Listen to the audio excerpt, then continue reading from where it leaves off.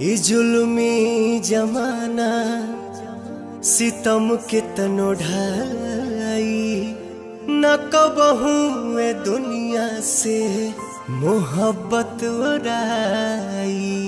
और जब रोग हो जे जानी उजानी, कदर बेकदर के समझ में न आई।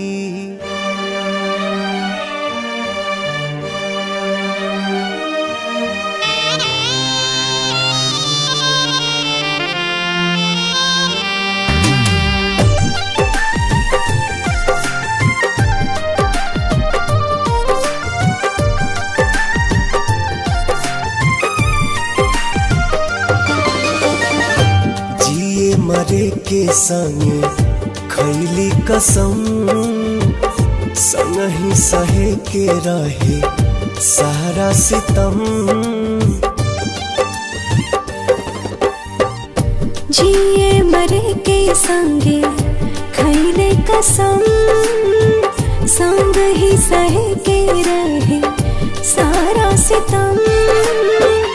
उहे जान भैली अनजान, कहे पूछ के बतावा तनी चान। हे चान दूर कहे भैली हमर जान।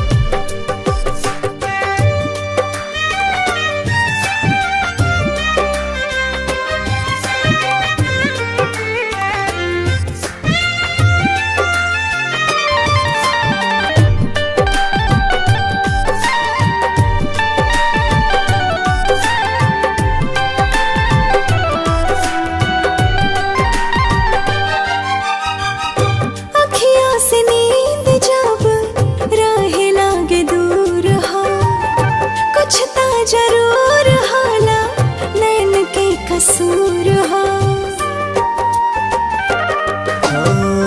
काहे के प्रीतिया बनौले भगवान हो, प्रेमी सतावल जाला बाटे परमान हो। ना जाने कैसन बा दिल के जरूरत हो, हर पल निहारेला उनके ही सूरत हो। टूट गइल सारा अरमान, काहे पूछ के बतावा तनी चान। हे चान दूर काहे भैली हमर जान।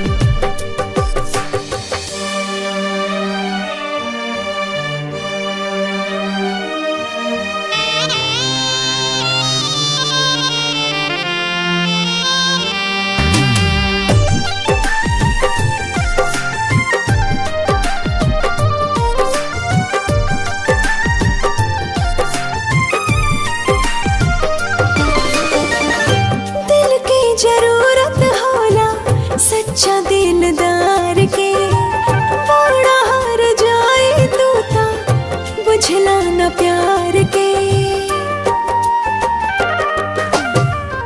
फिर न दोबारा कबो हो पाई प्यार हो, बसल बसावल दुनिया भइल उजार हो। सपनों में ना सोचनी ऐसन कब होई, दिल भर के याद में अखियाँ कब रोई।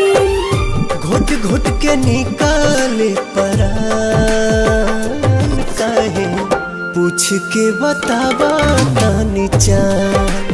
हे चान दूर काहे भैली हमर जान।